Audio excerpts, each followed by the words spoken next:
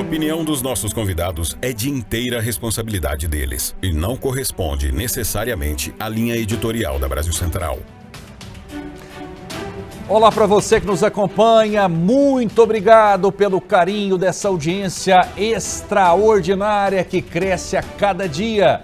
Cresce porque você participa conosco por meio do YouTube da TV Brasil Central, que tá bombando. Você que ainda não se inscreveu, dê o joinha, acione as notificações. Isso faz com que a nossa mensagem, o nosso jornalismo verdade, chegue ao maior número possível de pessoas. O nosso WhatsApp 6299 311 5327. Você faz o programa junto conosco, porque é muito importante, é fundamental falarmos sobre as coisas da política, coisas que mudam o dia a dia de todo cidadão, gostando ou não da política. Um dos assuntos de hoje é descriminalização do aborto. Será que o STF vai conseguir maioria? Recentemente já houve aí a questão da liberação do uso maior por parte de usuários de drogas, especialmente da maconha. O Brasil está dando uma guinada para o progressismo por meio dessas pautas. O que está acontecendo com o nosso país? Você concorda? Você discorda? Você que é suficientemente inteligente, tire as suas próprias conclusões e vem conosco, porque aqui na nossa bancada tem os maiores analistas políticos, os maiores debatedores do Brasil. Aqui só vem gigante. Conosco hoje, Vitor Hugo dos Santos, grande advogado. Tudo bem? Seja bem-vindo. Tudo jóia, Rafael, a todos os nossos telespectadores. Mais um TBC Debate, uma honra estar aqui e hoje, mais do que nunca, com o meu debatedor, uma pessoa e um profissional, o qual eu admiro muito na minha área jurídica. Que tenhamos um ótimo debate, um debate honesto e um debate cheio de ideias para que você aí seja convencido, obviamente, dos melhores argumentos. Sem dúvida, conosco Danúbio Remy, ele que é advogado eleitoral, grande advogado. Seja bem-vindo, tudo bem? Obrigado, boa tarde a todos os telespectadores, Rafael, e principalmente está aqui presente o Dr. Vitor Hugo, que também faz parte da construção do direito eleitoral do Estado de Goiás, exercendo um excelente trabalho e principalmente com ideias importantes para trazer para a população. A honra é toda nossa e a gente vai abrir o programa com a nossa pergunta do dia, que é sobre o aborto. Qual a sua opinião? Você é a favor? Você é contra? Muito se fala a respeito das mulheres que sofrem complicações por causa de procedimentos mal feitos. Mas será que as pessoas pensam nas vidas que deixaram, que foram sacrificadas, que deixaram de existir? Vamos acompanhar.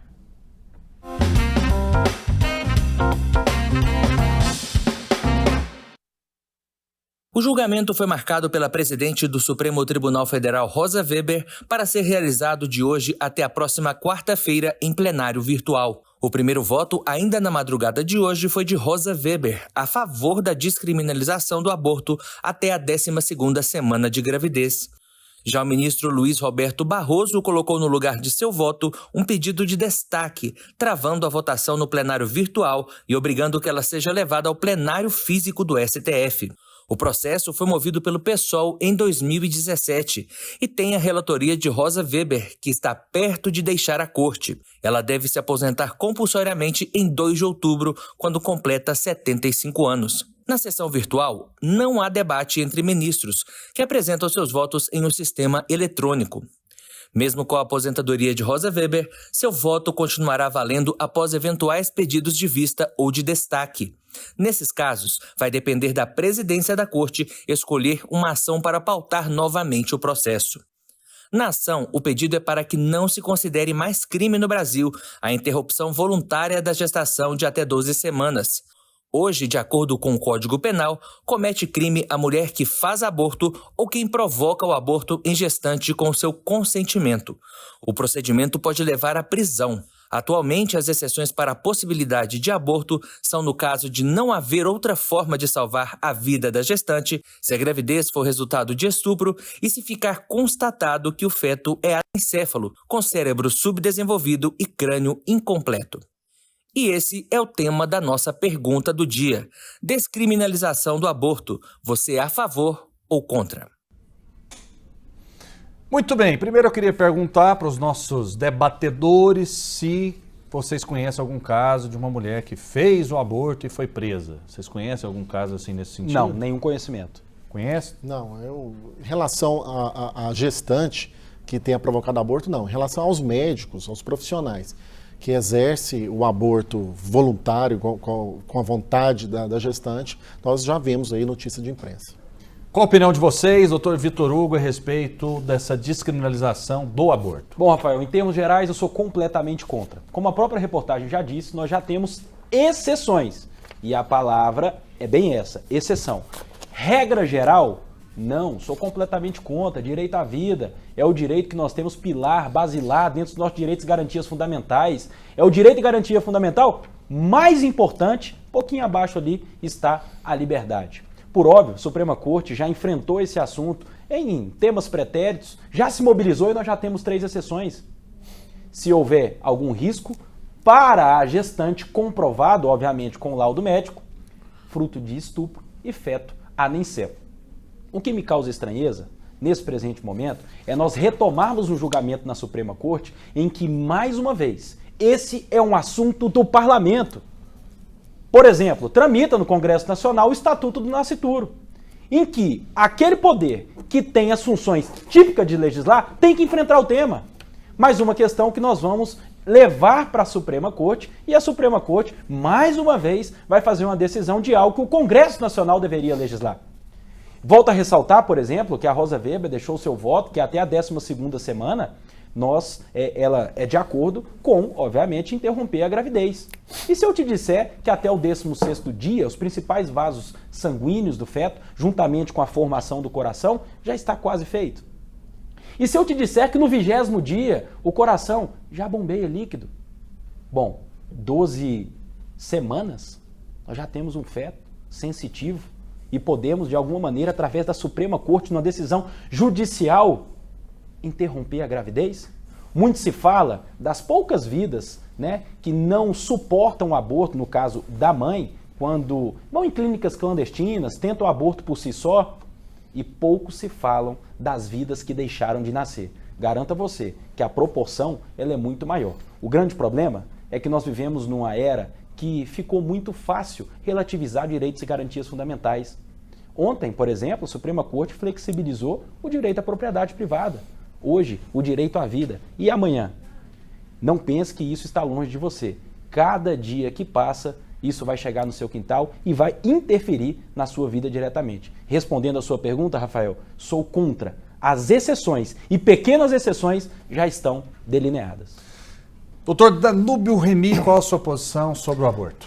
Primeiro, Rafael, é importante a gente entender que o debate, muitas vezes pensa que é a construção de ideias opostas. E muitas das vezes ela é a construção de uma ideia. Claro. O debate, quando ele é pela contradição do fenômeno e pela livre exposição das ideias, a gente consegue chegar, às vezes, numa construção, na formação positiva para a sociedade. Eu acho que é isso que o STF está fazendo. Não sei ainda o pensamento da ministra Rosa Weber ou dos ministros do STF, mas de modo que, tecnicamente, o STF está fazendo o controle legislativo, aplicando a Constituição, em 2 artigos do Código Penal Brasileiro de 1940, o artigo 124 e o 126, que criminaliza o aborto. Então, quando a gente fala de descriminalização do aborto, é muito importante a gente entender que você está colocando voluntariamente, a pessoa pode realizar, no caso do pensamento e do voto que está sendo apresentado, que até a 12ª semana, qualquer mulher gestante pode decidir se ela quer levar aquela concepção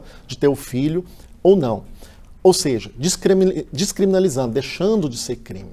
E a minha ideia, ela comunga com o Dr. Vitor Hugo. Evidentemente, se nós temos hoje 3 pontos já legislado e principalmente já julgado pelo STF, que quando a gestante é vítima de estupro, de quando não há outra forma de salvar a vida e quando se trata de um feto anencefálico, ou seja, que não possui cérebro, você pode fazer o aborto.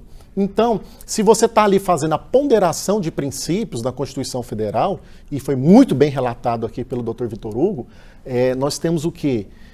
o princípio maior da Constituição Federal, previsto no artigo 5º, que é o quê? Direito à vida. Depois vem outros direitos. Depois que você tem vida, você tem direito à liberdade de expressão, direitos políticos, que vai lá para o artigo 14, 15, 16, 17. E nós vamos chegar em qual momento? Que a vida, ela está à frente de qualquer outra concepção. Se você não tem vida, se você não tem ar respirando, se você não protege aquilo que nem vê a concepção de ver a luz do mundo, como que você vai construir a sociedade? Então, eu sou também radicalmente, talvez desapontando o debate, aqueles que procuram ter um pensamento diferente, evidentemente contra a descriminalização deliberada do aborto da forma que está sendo apresentada. O STF está legislando? Então, existe uma discussão. Eu vejo que o STF faz controle de constitucionalidade. Ele não legisla, ou pelo menos não deve fazer isso. Mas, no caso, ele está interpretando um conflito que você tem no artigo 124, 126 do Código Penal com a Constituição e o artigo 5º, interpretando de forma extensiva a Constituição Federal. Eu não vejo que ele esteja legislando, mas regulamentando a norma, aplicando outros elementos sociológicos, científicos, que aí deve ser balizado para poder ver como que interpreta a Constituição. Porque a Constituição não é que ela seja vaga, mas ela é bem objetiva, é direito à vida. Aí começam as discussões. O que é a concepção da vida, o direito de concepção? É a partir da 12ª semana, e ela vai aplicar a ciência, a técnica, outros elementos na interpretação da Constituição que está de forma clara, direito à vida. E aí cabe a você, ao formar a sua opinião, telespectador, saber se a vida é a partir da concepção, é da 12ª semana ou é do nascituro. Evidentemente, como foi bem exposto aqui do Dr. Vitor Hugo, não é a partir do nascituro que se tem a vida. Você já tem sangue correndo, você já tem sentimentos, sonhos, né? E principalmente, você tem corpo, alma e espírito ali sendo assassinado de forma voluntária quando você descriminaliza até a 12ª semana por parte da mãe. Ok, tem uma matéria de 2014 e é difícil a gente achar números a respeito do aborto, porque esses procedimentos são clandestinos, né?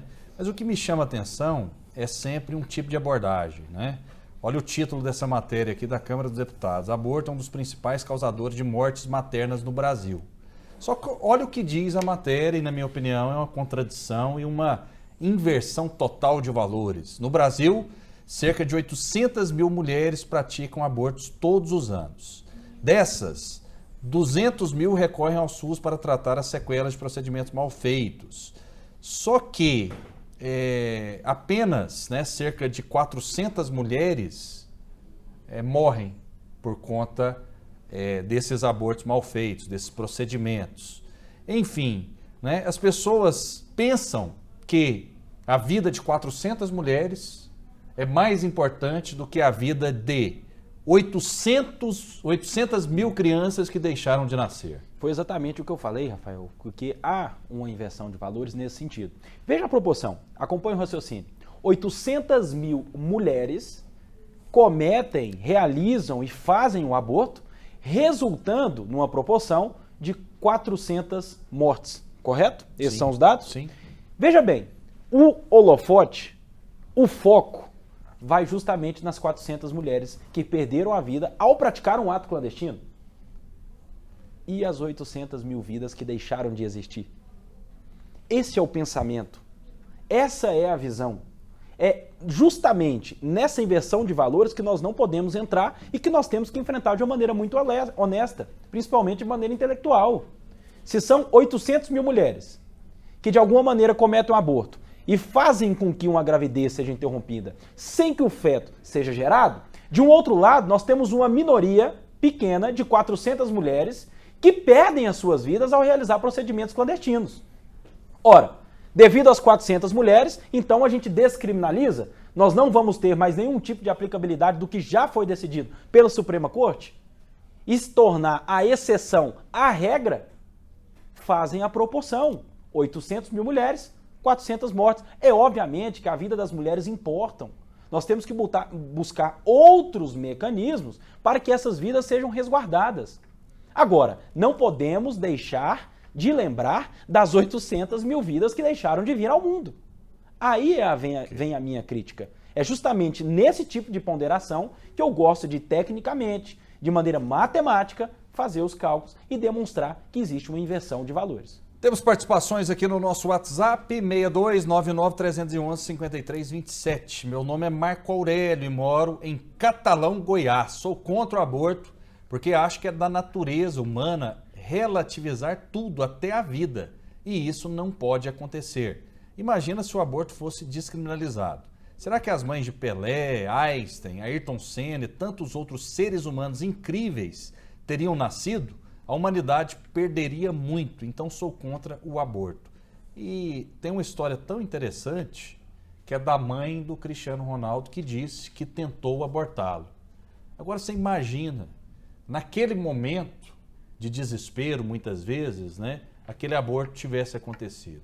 Certamente ela teria se arrependido pro resto da vida. Ela nem saberia que o filho dela poderia ter sido um jogador de futebol, um astro mundial, essa situação toda. Então, é um assunto assim, quando eu penso, né, que existem tantos abortos, que me dá até arrepio para te falar a verdade. Viu, doutor Danúbio? Essa é a opinião aqui do nosso telespectador, ouvinte, internauta. Mais participações. Rafael, a direita fala que é a favor da vida, mas vive pregando a morte de pessoas de esquerda, principalmente desejando a morte do presidente Lula. O Fernando faz esse questionamento. Quem da direita deseja a morte de alguém, ou quem da esquerda que deseja a morte de alguém, está totalmente errado, tá não? Concorda? Evidentemente.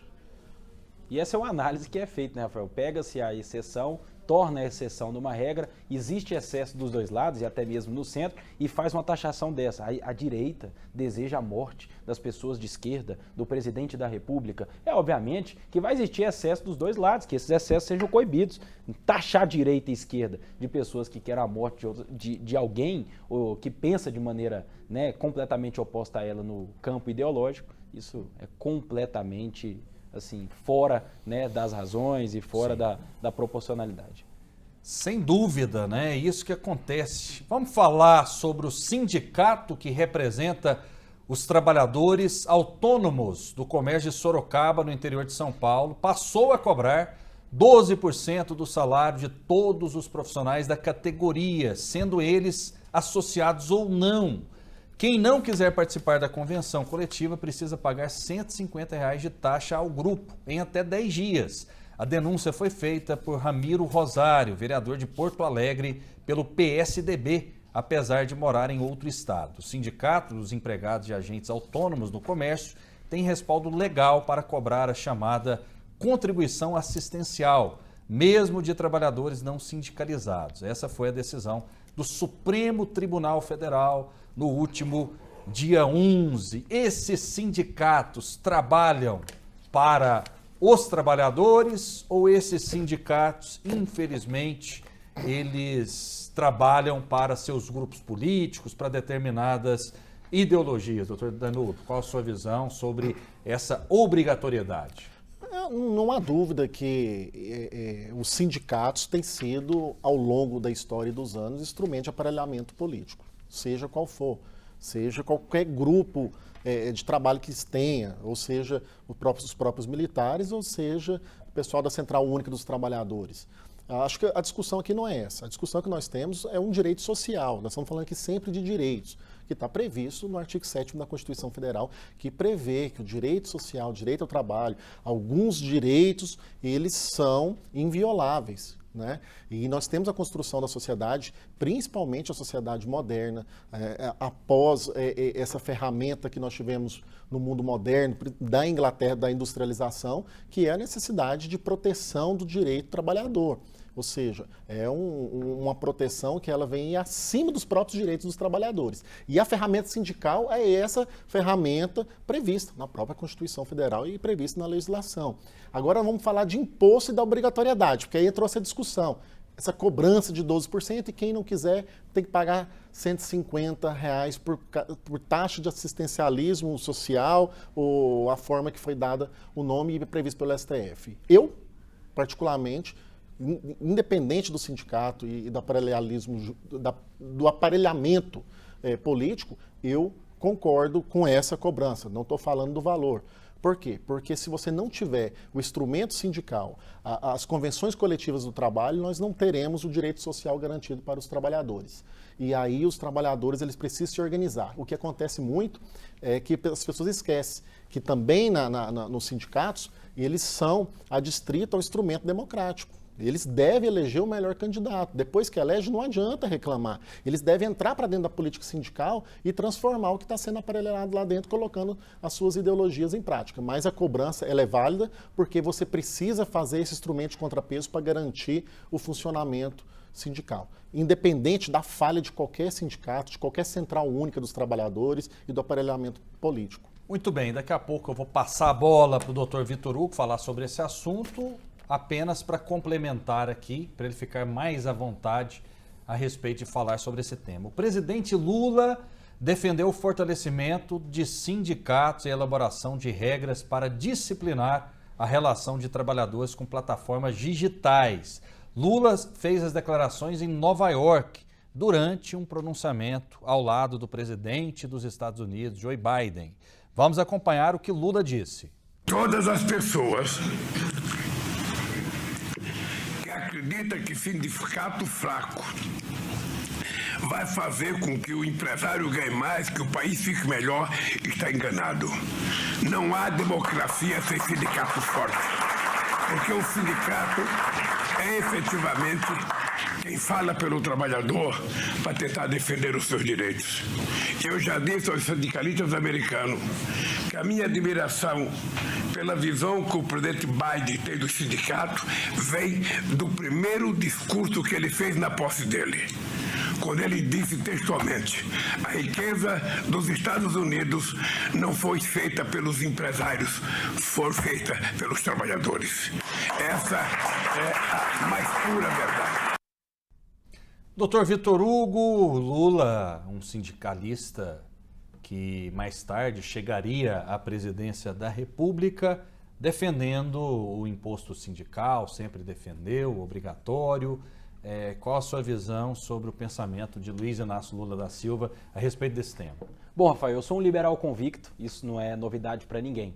E o liberalismo econômico, principalmente nessas pautas econômicas, diz respeito ao seguinte: você quer cliente? Você quer atrair investimento?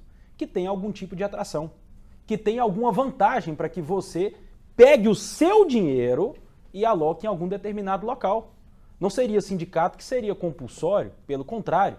Perceba-se que desde 2016, quando houve uma reforma trabalhista do governo Michel Temer, nunca mais se falou em reforma trabalhista para colocar novamente uma contribuição sindical compulsória de você, trabalhador. Nesses momentos, nesse interim, desde a reforma para cá, os sindicatos tiveram que se reinventar. Tiveram que, de alguma maneira, colocar vantagens para que o sindicalizado quisesse contribuir com aquele valor, até porque o dinheiro é dele, trabalhado por ele. E agora estamos falando de novo em compulsoriedade, ou seja, obrigatoriedade de você dispor do seu dinheiro, do seu dia de trabalho, para colocar em algum sindicato que você sequer sabe para que existe. Muitas pessoas passam a vida inteira sem precisar de um sindicato. Agora, se ela quiser dispor do seu dinheiro, que ela pegue do bolso e de maneira, com a sua liberalidade, de maneira espontânea, ela tire e financie aquele movimento, entre aspas, em prol dos trabalhadores. Ao longo dos tempos, o que nós temos visto, qual que é a realidade? Nós temos a utopia, que é o que o presidente Lula acaba de dizer, talvez por isso, talvez ele nem tenha sido chamado para o jantar, né, das 30 maiores lideranças promovidas pelo presidente norte-americano, depois dessas falas. Nós temos uma minoria que de alguma maneira é financiada pela maioria e por isso que nós temos uma expressão chamada sindicato pelego. O que é isso? São pessoas que, utilizando do dinheiro da maioria, financiam os seus próprios anseios políticos, valendo-se de sindicatos e falando que o direito dos trabalhadores estão sendo resguardados. Sou completamente contra, Rafael. Desde 2016 a gente não fala mais disso e não foi por isso que o direito dos trabalhadores foram afrontados. Nós sabemos muito bem a maneira com que o presidente da República chegou lá, fazendo em suas bases eleitorais o quê? O sindicalismo. pegando o dinheiro de você que trabalha, que despendia de 1, 2, 3 dias só para pagar uma contribuição social compulsória, para perpetuar um projeto individual de uma minoria, de um grupo no poder. E ao retomar o poder, valendo-se dessas bases sindicais, usando o seu dinheiro, usando o meu dinheiro, de maneira compulsória, ele chega ao poder. Eu já tive aqui num debate em que o meu debatedor falou que, de fato, o Lula tinha sim que usar uma diária de $60 mil por dia quando ele fosse visitar a Europa. Sabe por quê? Porque a dignidade do povo brasileiro estava sendo colocada em xeque na vitrine do mundo. E eu questionei para ele, será que no interior do sertão nordestino, lá na Paraíba, lá em algum outro local, lá no norte, aquela pessoa que sequer tem o que beber, que sequer tem o que comer, está sentindo a sua honra afrontada porque o presidente ficou lá, não ficou num hotel, por exemplo, com a diária de $60 mil? Mais uma vez, eu repito, esse é o mesmo modus operandi do atual presidente da República. Pegar o dinheiro da maioria e financiar um projeto de poder individual da minoria. E assim que ele chegou lá, e é por isso, né, que mais uma vez essa narrativa vem à tona. Mais uma notícia, o governo Lula está organizando um projeto de lei que pretende regulamentar o setor de trabalho por aplicativo. Segundo informações, a proposta estimula um valor mínimo por hora trabalhada, introduz uma contribuição previdenciária de 27,5%. O Ministério do Trabalho e Emprego planeja encaminhar o projeto ao Congresso Nacional até o próximo dia 30. No detalhamento da proposta, o valor fixado seria de R$ 30 por hora para motoristas de aplicativo e R$ 17 para entregadores de motocicletas. Em relação à contribuição previdenciária, o modelo sugere que as empresas arquem com 20% do valor, deixando os motoristas com a responsabilidade de cobrir os restantes 7,5%. Para os entregadores, a contribuição seria calculada em 7,5% sobre metade de seus ganhos líquidos. Caso o projeto seja aprovado, a implementação das novas diretrizes será realizada após negociação entre empresas e sindicatos. Dr. Danúbio Remy, qual a sua opinião? Será que a conta fecha nesse caso ou pode gerar desemprego? Os motoristas de aplicativo podem chegar à conclusão que não vale mais a pena? Qual a sua visão? Pelo contrário, está aí mais uma demonstração de que a retórica apresentada pelo debatedor não é a retórica que a gente vive na população brasileira. Desde o governo passado, e esse também não é diferente, Rafael, criou-se a metodologia que se soma-se o trabalho informal com o trabalho formal para poder comprovar a diminuição do emprego, da falta de emprego no Brasil, que era de 14 milhões e hoje deve estar em 8, 9 milhões. E o trabalho informal, ele não deve ser caracterizado como uma forma de trabalho normal. Por quê? Porque você tem uma preocupação com a sociedade que ela não deve ser olhado só colocar a comida na mesa, mas como que ele vai cuidar da medicação quando ele tiver 65 anos de idade? Como que ele vai se aposentar? Como que o Estado brasileiro vai cuidar dessa pessoa se ela não contribuir ao longo dos anos? E aqui está colocando, o presidente Lula vem propor regulamentar uma categoria que está aí descoberta.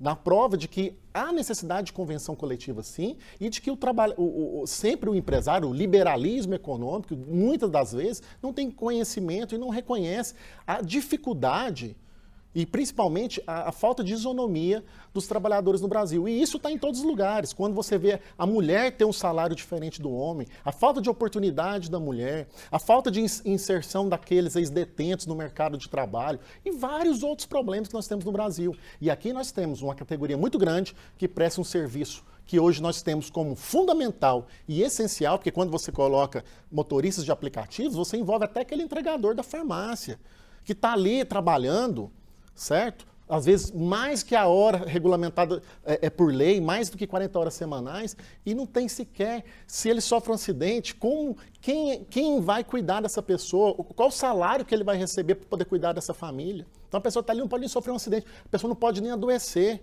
Então o presidente vem apresentando um projeto de lei, sim, independente de qual presidente, se fosse o Jair Messias Bolsonaro, com certeza ele iria regulamentar também, com 20% para o empregador e 7,5% para o empregado, o que eu acho válido.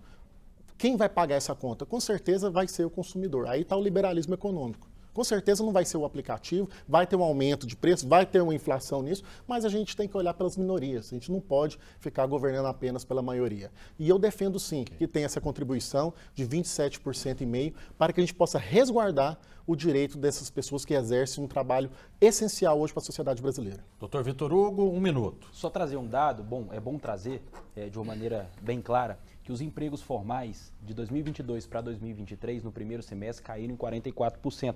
Só refletindo aí para nós entendermos uma diferença da gestão passada para a atual gestão. Bom, trazendo agora para o nosso raciocínio dessa PL que vem regulamentar o setor de aplicativo, não se iluda. Vamos falar a realidade? Aonde se lê regulamentação, vamos mostrar qual é a intenção do governo? Taxação, contribuição, receber, encher os cofres públicos, para que a gente possa, de alguma maneira, sustentar o Estado obeso. Gente, vamos lá, vai num aplicativo, aquelas pessoas que estão dirigindo ali, seja no Uber, Uber Eats e etc., e vê se essa plataforma trouxe benefícios ou malefícios para aquela pessoa, que às vezes tem uma segunda, terceira, quarta ocupação, aquilo vem como um complemento de renda. Vê se ela quer dispor do seu valor bruto que ela recebe mensalmente e deixar com que o Estado tome conta lá, sem saber que dia que ela vai precisar de retornar. Agora vamos lá? Vamos ver qual que é o principal objetivo e as principais consequências desse PL que regulamenta esse setor de aplicativos? É simples. Faz como a Uber Eats já fez. Tá caro demais. Fecha o aplicativo. Sai do Brasil. É aquela velha teoria, né, que os impostos sobre grandes fortunas, por exemplo, né, eles vão atrair mais rentabilidade para o Estado. Gente, o rico é muito rico. Sabe o que ele faz com a fortuna dele? Sai do Brasil e vai para o país vizinho. Como aconteceu, por exemplo, aqui na Argentina, como aconteceu, por exemplo, lá na França, como aconteceu aqui no Brasil, em que no dia 29 de agosto, Lula assinou uma medida provisória para taxar os fundos dos super ricos. E no dia 31 de agosto, os fundos exclusivos tiveram uma saída de 71,4 bilhões de reais. Não se iluda, a taxação, a regulamentação só vai fazer com que os aplicativos saiam do Brasil. Eles têm operação na Europa, têm operação na América do Sul, têm operações na América do Norte. Começar com essa questão de regulamentar, colocar regras demais para que os cofres públicos fiquem cada vez mais gordos, o que eles vão fazer?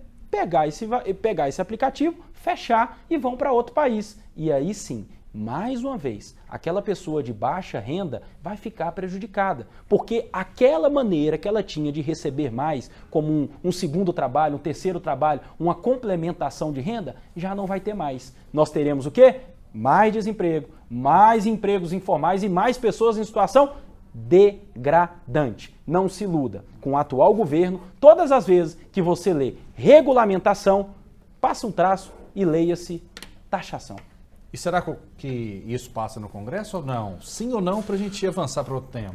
Eu acho que deve passar, talvez não da forma que seja apresentada, pode ter um meio termo aí, mas só ressaltando, concluindo que isso veio devido a uma decisão da Justiça do Trabalho em que exigiu o reconhecimento desses profissionais como trabalhadores, que de fato eles são. E trabalhadores não é taxação. Por quê? Porque são direitos previdenciários, são contribuições previdenciárias para garantir o direito social de aposentadoria e todos os direitos que um trabalhador comum tem. Vamos lá então, durante a abertura da Assembleia Geral das Nações Unidas nos Estados Unidos, cerca de 30 líderes globais, juntamente com renomados empresários e filântropos, participaram de um jantar oferecido pelo presidente Joe Biden. O evento não contou com a presença do presidente Lula, que estava em Nova York desde domingo, mas não estava na lista de convidados. Tem muita gente que diz o seguinte: qual o proveito dessas viagens internacionais de Luiz Inácio Lula da Silva? De 30 líderes mundiais, o Brasil não estar nessa lista é ruim para o nosso país? Será que tem 30 países, 30 líderes mundiais mais importantes do que Lula, doutor Vitor Hugo? Não. De maneira nenhuma. Obviamente era para o Brasil estar nessa lista. E nós estamos vendo cada vez mais desastres com o atual presidente da República, que gasta demais aos cofres públicos, já foram mais de 24 milhões de reais de gastos, sem contar o recorde de Gastos também no cartão corporativo do atual presidente da República, de novo, com a mesma narrativa de fazer o quê? O bem para o povo, para que o Brasil seja reconhecido no cenário internacional. Quem não se lembra, por exemplo, que o atual presidente Lula disse que apenas com uma sentadinha numa roda de boteco, uma cervejinha e um petisco, iria resolver a guerra da Ucrânia e da Rússia? E quando foi na conferência internacional, ignorou o presidente Zelensky? Que vergonha! Agora, mais uma vez... Mas houve um encontro entre os dois. Houve agora, houve recentemente, mas e lá no primeiro encontro, em que ele passou e o presidente Lula fingiu que estava ali mexendo no telefone, falando com seus assessores, e foi uma lástima internacional. Agora, por exemplo, o presidente Zelensky nem aplaudiu, né, o discurso do Lula na abertura ali da Assembleia Geral Lula fora dessa lista ONU. foi um recado, então, por Claro conta do que posicionamento sim. Mais dele uma vez, em relação Rafael, mais uma à vez. Rússia? Vamos dar um exemplo?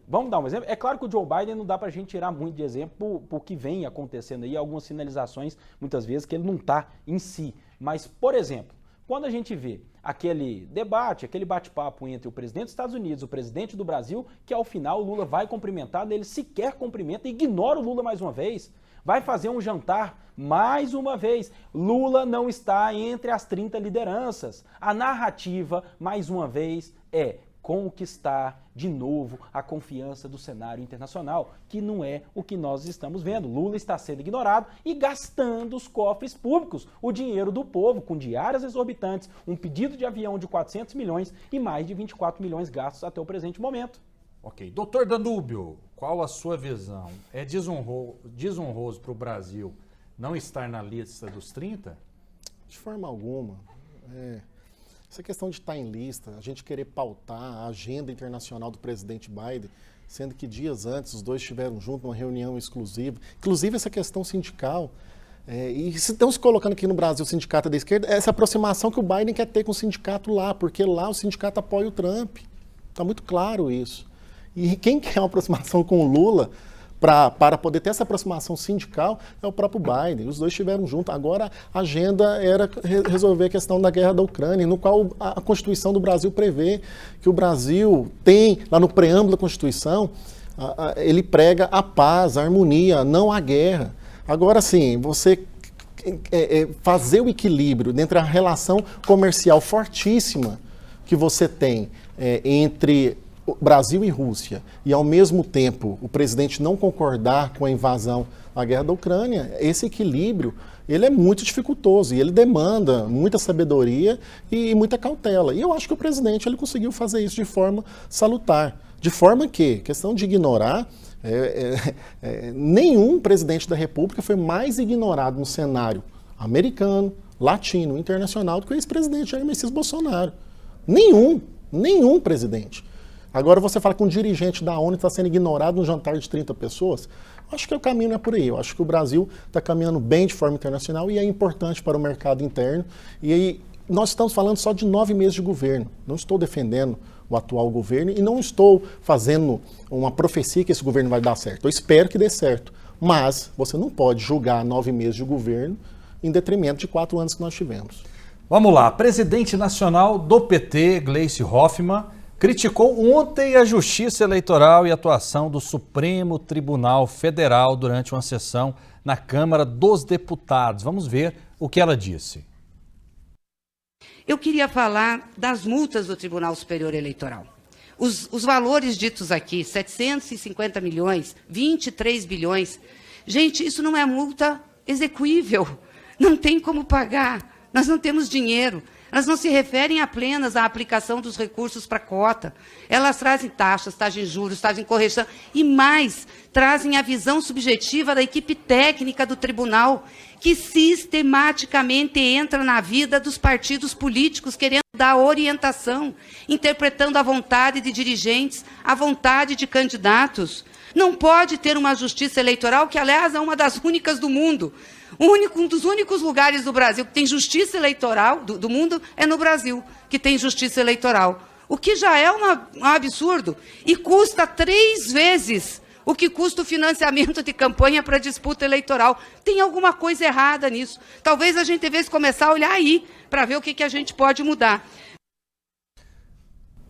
E houve resposta. Em nota oficial, o presidente do TSE, Alexandre de Moraes, rebateu as críticas da presidente do PT ao criticar o trabalho da Justiça Eleitoral. Moraes declarou nesta nota que o TSE repudia afirmações errôneas e falsas realizadas no intuito de tentar impedir ou diminuir o necessário controle dos gastos de recursos públicos, que lamentavelmente a própria existência da Justiça Eleitoral foi contestada por presidente de partido político, fruto total de desconhecimento sobre sua importância, estrutura, organização e funcionamento, disse Moraes, sem citar nominalmente a petista. Moraes disse que somos a única democracia do mundo que apura e divulga os resultados eleitorais no mesmo dia, com agilidade, segurança, competência e transparência, e que isso é motivo de orgulho nacional e não para agressões infundadas. Quem tem razão nessa história, o STF ou a presidente do PT? TSE, né? Isso. Sem dúvida. Desculpa, o TSE. Rafael, é um absurdo. Quando é no quintal do outro, eles condenam. Quando é o Bolsonaro que tem que pagar a multa eleitoral e recolher até vaquinha para pagar essas multas eleitorais, eles condenam. Quando cai no colo deles, eles vão criticar. Tudo bem, só um apontamento que foi positivo ali, que realmente a unidade técnica da Justiça Eleitoral, ela aplica um plano cartesiano, mas a lei, no caso concreto, tem que ser assim mesmo. Cabe ao juiz aplicar a dosimetria da pena, aplicar os princípios da razoabilidade e proporcionalidade. E vamos muito mais. Hoje a Justiça Eleitoral, ela aplica tanta razoabilidade e a proporcionalidade que, para aprovar as contas da ex-presidente Dilma, se aplicou uma regra que até 10% de regularidade deve se aprovar as contas. E aquela presidente, naquela eleição, ela teve 34 milhões de irregularidade. Então, o partido ele tem que cumprir a norma que é criada pelo próprio Congresso, que é representando o povo, por eles mesmos.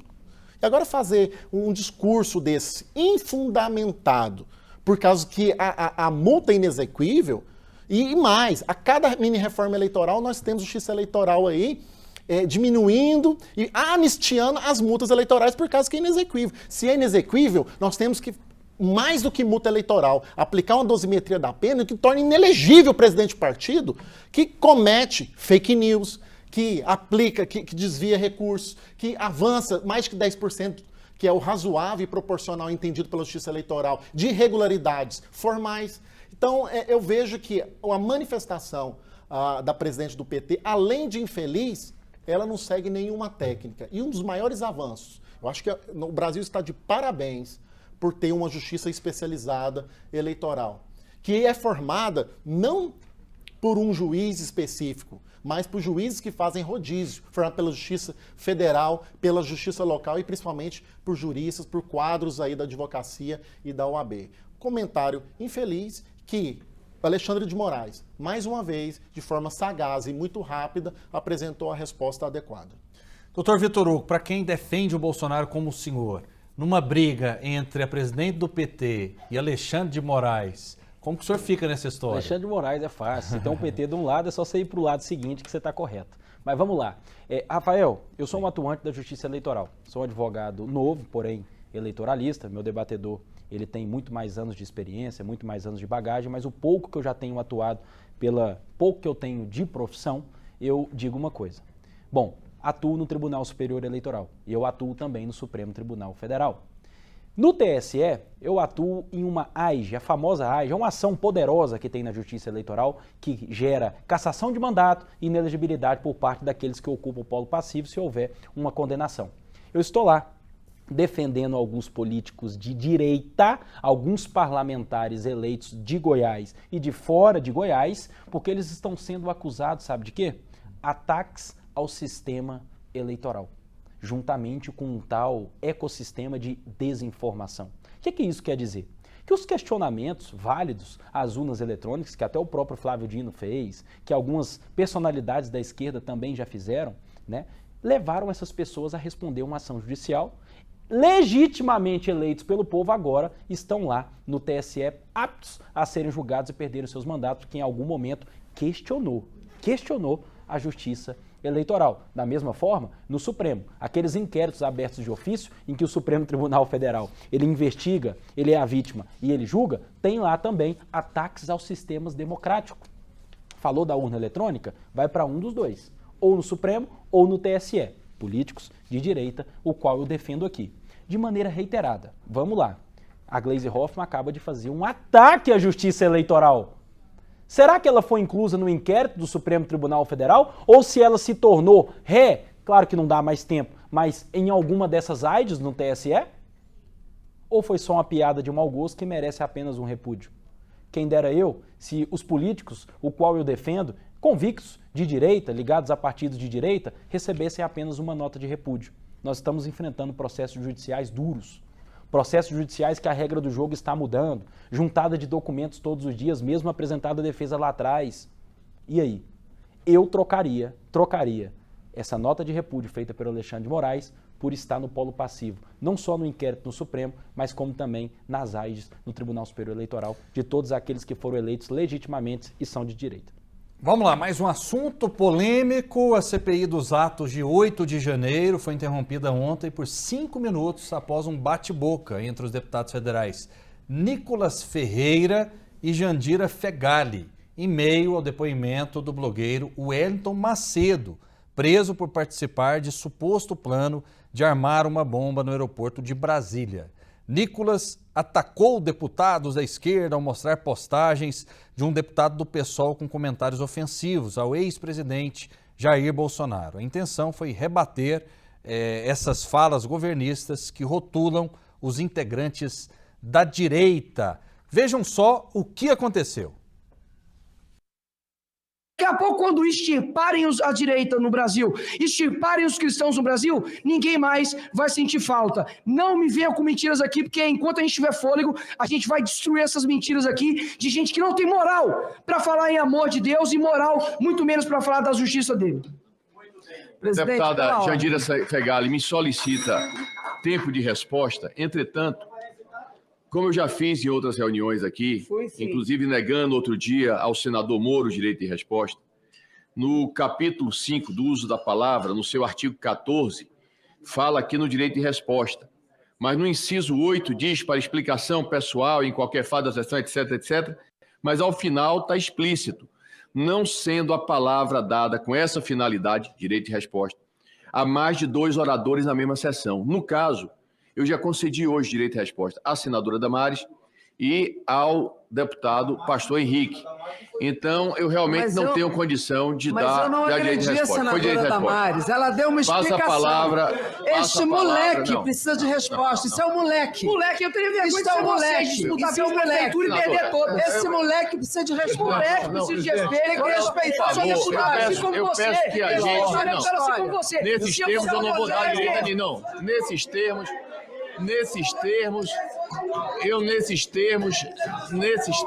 não será concedida a palavra, não vou dar a palavra, não. Nesses termos, deputado Nicolas, por favor, deputada Jandira, se acalmem. Muito bem. Agora, imagina se fosse o contrário, né? Se o deputado Nicolas tivesse adjetivado a opositora, o que estaria acontecendo hoje em dia? Essas brigas são normais no parlamento?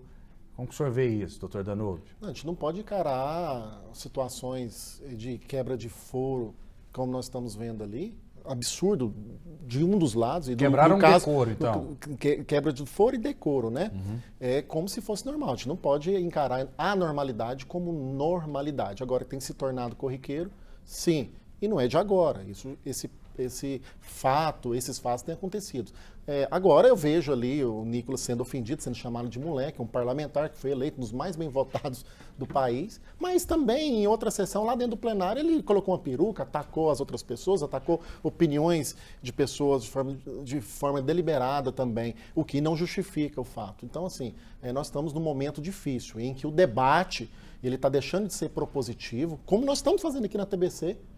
Eu acho que isso é importante, eu acho que está perdendo o campo das ideias, da contradição do fenômeno, para poder entrar para o campo pessoal. Infelicidade que nós estamos vemos, e é o que eu sempre falo. Nosso slogan, inclusive, não é brigam-se as ideias, mas não as pessoas. Mas, principalmente, Rafael, eu vejo que isso não é uma questão deliberada da direita ou da esquerda, mas das pessoas que compõem a direita e a esquerda. Não é prerrogativa de nenhum dos lados. Por isso que eu não gosto muito do discurso de direita e esquerda, porque ali também ele falou assim, não tem moral para poder falar do amor de Deus. Quem é ele para poder falar de conceito moral ou falar do amor de Deus, como se o amor de Deus fosse prerrogativa da direita ou dele, em detrimento de outra pessoa?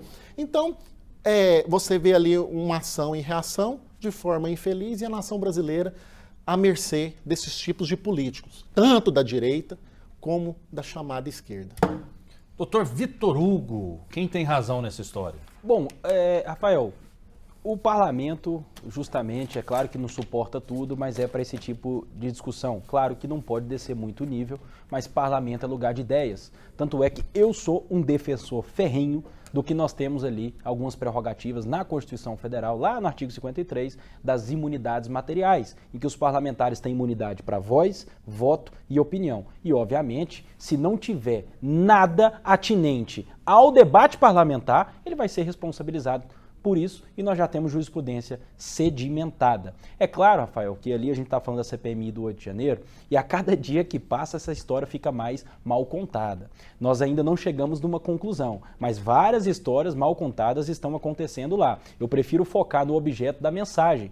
Por que o Flávio Dino, por exemplo, apagou ou não teve acesso às câmeras do dia do 8 de janeiro? Por que o general Dias falou que o plano escudo lá na esplanada dos ministérios não foi acionado? E a gente fica cada vez mais longe do que é o resultado que a população brasileira, de centro, direita, esquerda, qualquer que seja, quer saber. Quem foram os responsáveis pelos ataques de maneira ativa ou negligenciando a segurança, né, lá no 8 de janeiro. É isso que eu gostaria de trazer ao debate.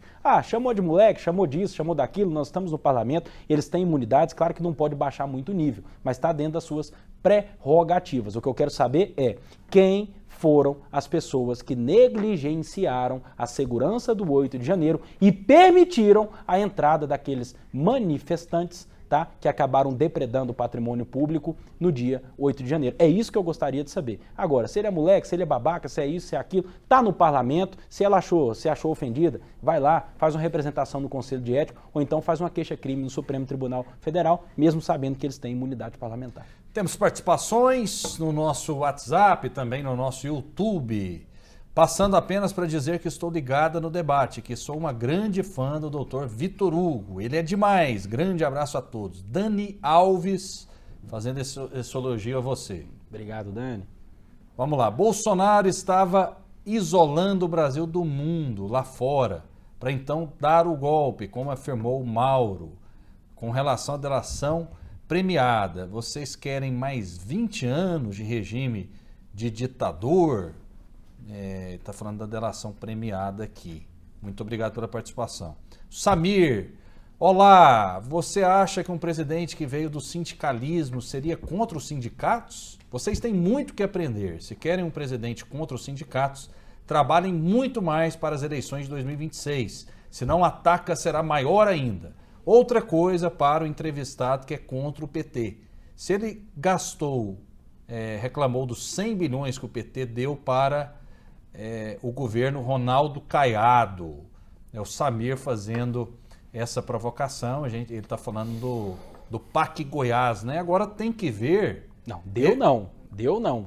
É uma previsão, né, de entrada aqui 98 bilhões de reais. Inclusive ontem nós tivemos até um debate acalorado na Assembleia Legislativa. Tem que fiscalizar para ver se o debate, claro, se vai chegar, né? Porque nós sabemos o resultado do primeiro PAC, né? Do primeiro governo, do segundo governo, dívidas, obras inacabadas e antro de corrupção. Agora, obviamente, o modus operandi vai ser o mesmo. Ontem nós tivemos até um deputado estadual na Assembleia Legislativa, Clécio Alves, que ele fez até um desafio. Se chegar os 98 bilhões de reais aqui no estado de Goiás, que ele vai pegar o diploma dele de deputado estadual, vai cortar ele e comer com farinha. Então vamos aguardar. Sim. O Lula é a favor de sindicato mesmo. viveu a vida inteira às custas dos trabalhadores, o Paulo de Goiânia. Esse argumento é verdadeiro? Um dos questionamentos que se fazia, hoje nem se faz mais em relação ao Lula, é o seguinte: olha, ele teve a oportunidade de estudar, durante a vida inteira ficou reclamando e não estudou, não formou. Isso é legítimo na sua visão? Não daria para ele destinar um pouquinho do tempo dele para estudar, para se formar? Qual a sua opinião, doutor Danúbio?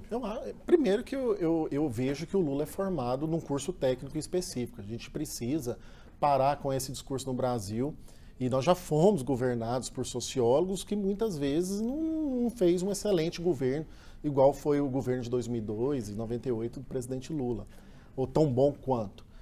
Então, ele é formado em curso técnico, é um profissional que veio do proletariado seguindo uma política diferenciada no Brasil. E principalmente, o governo é formado, ele é um líder político, ele é formado por técnicos, né? Assim como o presidente Jair Messias Bolsonaro, que era capitão do Exército. Ou seja, nós tivemos um presidente que não era de alta patente do Exército e conseguiu comandar as Forças Armadas, conseguiu comandar o Brasil da forma que ele comandou. Então esse discurso acadêmico, ele não cabe, né? Mesmo porque o Lula recebeu vários diplomas de doutor honoris causa e várias experiências que foram realizadas por ele ao longo de mais de 40 anos da vida pública.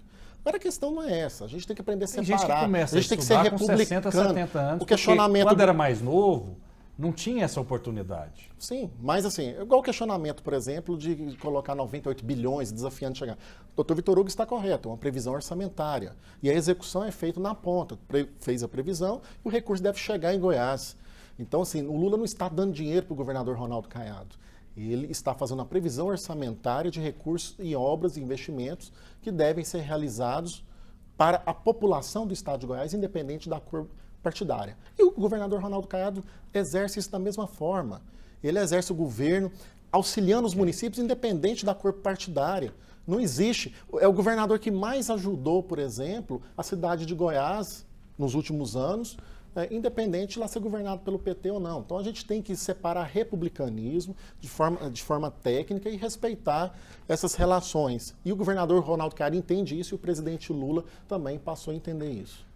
Ok, excelente debate, isso contribui mais para o meu conhecimento. Jones Correia, do residencial Hebron, mora em Senador Canedo, Goiás.